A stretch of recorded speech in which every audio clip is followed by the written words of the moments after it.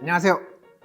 생활에 꼭 필요한 정책을 알려드리는 정책생활반장입니다. 오늘은 이제 저소득층이나 이번 코로나19로 인해서 어려워지신 분들을 대상으로 최대 월급 180만 원까지 지원을 하는 공공일자리 사업인데요. 코로나19 극복 희망일자리 사업입니다. 이번 7월 3일에 국회에서 이제 최종 확정이 났죠. 3차 추경안이 최종 확정이 났는데 이때 이제 통과된 사업이에요. 1조 3,401억 원의 이제 예산으로 전국 지자체에 이제 총 30만 개의 공공일자리를 이제 제공을 한다고 합니다. 각 지자체들에서 이미 이 공고가 나와서 이제 선발 절차에 들어간 곳도 있고 또 이제 막 본격적으로 시작하려는 곳들도 있는데요. 아마 대부분은 이번 주에서 다음 주 사이에 공고가 나와서 이 희망일자리를 뽑는 형태가 될 거예요. 오늘 이 희망일자리 사업에 대해서 조금 알아보시고 그리고 나서 준비하셨다가 주민센터에서 공고가 나온다거나 혹은 주민센터에 전화를 해보셔가지고 지금 신청을 받는다고 하면은 꼭 가셔가지고 이제 필요하신 분들은 신청을 하시기 바랍니다.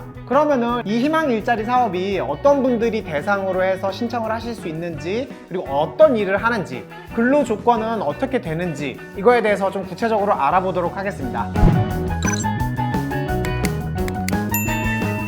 먼저 이제 어떤 분들이 이거를 신청하실 수 있는지 대상을 좀 알아보면요. 만 18세 이상의 성인으로 이제 근로 능력이 있으셔야 돼요. 저소득층, 노인, 장애인, 이번 코로나19로 인해서 뭐 실직하셨거나 폐업하신 분들, 특수고용직, 이제 그리고 프리랜서 이런 분들을 주 대상으로 해서 우선 선발을 하게 됩니다. 신청을 한다고 해서 모두 다 선발이 되는 건 아니고요. 가점들이 좀 있어요. 방금 전에 말씀드린 대상이 조금 더 가점을 받아서 우선 선발이 되게 될 거고요. 그리고 이제 각 지자체마다 뽑는 인원이 달라요. 유형도 좀 다르고 지금 이 영상을 보시는 분들이 각자 살고 계시는 지자체, 구청이나 군청이 되겠죠? 이런 지자체에 직접 알아보셔가지고 공고가 어떻게 나왔는지, 몇 명이나 뽑는지, 그리고 어떤 유형의 일자리를 뽑는지를 조금 알아보셔야 돼요. 이 희망일자리 사업을 신청할 수 없는 분들도 있어요. 그런 분들을 좀 먼저 설명을 드릴게요. 기초생활보장법상에 이제 생계급여 수급자랑 실업급여 수급자는 이거 대상이 안 돼요. 공무원의 배우자, 자녀 같은 경우에도 이제 대상이 안 되고요. 1세대 2인 참여자도 대상이 안 됩니다. 한 가구에 한 분만 이제 참여가 가능하다는 거고요. 근데 형제가 되겠죠? 청년 같은 경우에는 2인 참여도 가능해요. 본인 및 배우자가 공공일자리 사업 참여 중인 경우에는 참여할 수가 없습니다. 그리고 보시면 아까 말씀드렸었는데 근로무능력자, 중증장애인이나 이제 장애 등급 상급 이상인자 같은 경우에는 신청이 불가능하고 그리고 전 단계 공공일자리에서 불성실 사업 참여자가 있어요. 이런 분들도 참여가 배제가 됩니다. 이런 분들을 빼고는 이제 대부분은 신청을 하실 수 있어요. 자기가 혹시 생계가 지금 곤란하다던가 뭐 그런 이유들이 있다라고 하시면은 꼭 신청을 하시길 바랍니다.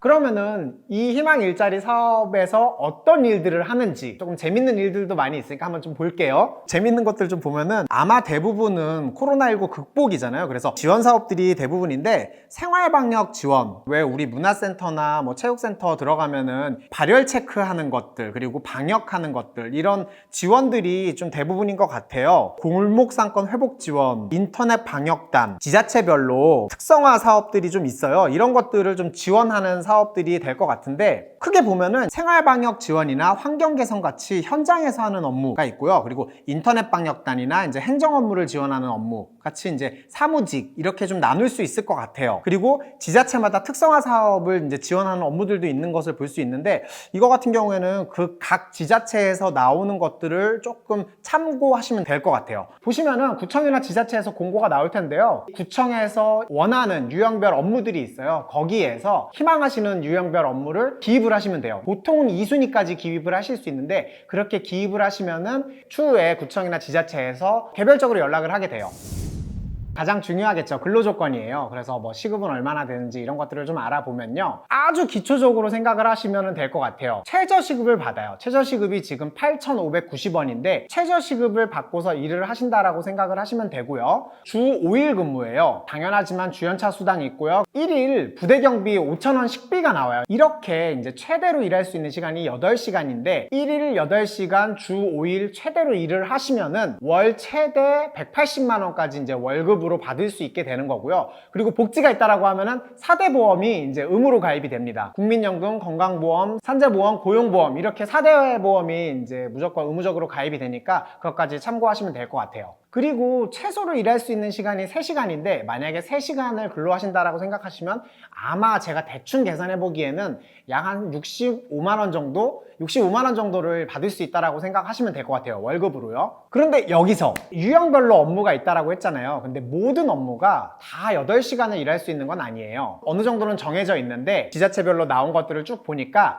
만 65세 이상 어르신 같은 경우에는 어르신 일자리라고 해가지고 일일 3시간 근로로 이제 어느 정도 정해져 있는 거를 볼 수 있었고요. 그 외에 이제 청년이나 일반인 같은 경우에는 6시간에서 또는 8시간 정도로 업무가 이제 어느 정도 정해져 있어요. 보통은 대부분은 6시간 근무가 제일 많았어요. 아마도 6시간을 기준으로 생각하시는 게 가장 맞을 것 같고요. 만 65세 이상 어르신 같은 경우에는 일일 이제 3시간 근무를 생각하시면 될 것 같습니다. 이것도 지자체별로 이제 조건이 다르니까 어떤 곳은 또 7시간 할 수도 있고요. 야간 근무가 있기도 하고 주말이나 공휴일에 일을 하는 경우도 있어요. 업무별로 이제 특성에 따라서요. 그런 것들은 지자체에 공고에 나온 것들 주민센터에 전화하셔가지고 확인을 꼭 하시고 신청을 하시면 될 것 같습니다. 그리고 마지막으로 이거 같은 경우에는 근무 기간이 정해져 있어요. 계속해서 할 수 있는 건 아니고요. 단기 근무예요. 7월부터 12월까지 지자체별로 살짝 다르긴 한데 약 5개월 정도 일을 할 수 있다라고 생각을 하시면 될 것 같습니다.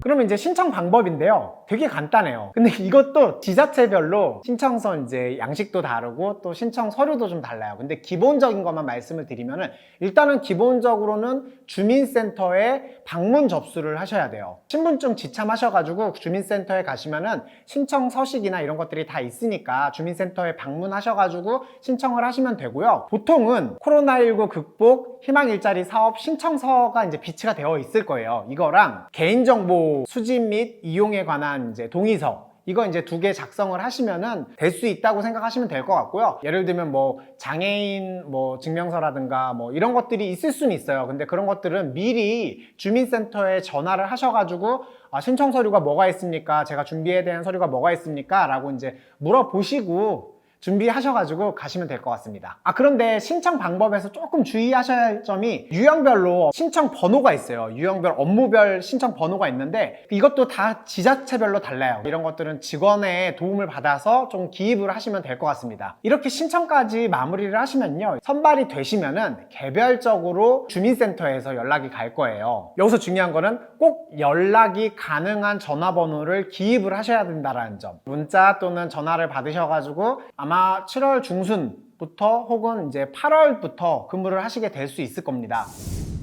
코로나19 극복 희망 일자리 사업에 대해서 조금 알아봤는데요. 이미 시작한 공고가 나오고 선발 작업을 시작한 지역구들도 있으니까 미리 주민센터에 확인을 하시는 게 제일 중요할 것 같고, 전국 지자체에서 거의 다 하는데 대부분은 이번 주나 다음 주 중으로 이제 공고가 뜨고 선발 작업이 시작될 거예요. 주민센터에 꼭 확인을 하셔가지고 방문하셔가지고 신청을 하시면 될 것 같습니다. 많은 어려움들이 있는데 이렇게 정부에서 지원하는 일자리라든가 그리고 정부 지원 사업이라든가 이런 것들을 꼭 기억하셔가지고 어려움을 극복하는 데 도움이 좀 되셨으면 좋겠습니다. 혹시 궁금하신 복지정책이나 주거정책이나 이런 것들에서 궁금하신 것들이 있으면은 부담 갖지 마시고 이메일로 질문도 보내주시고 또 제보 의뢰도 좀 해주시면은 저희가 열심히 취재해가지고 답변도 드리고 콘텐츠로도 만들도록 하겠습니다. 감사합니다.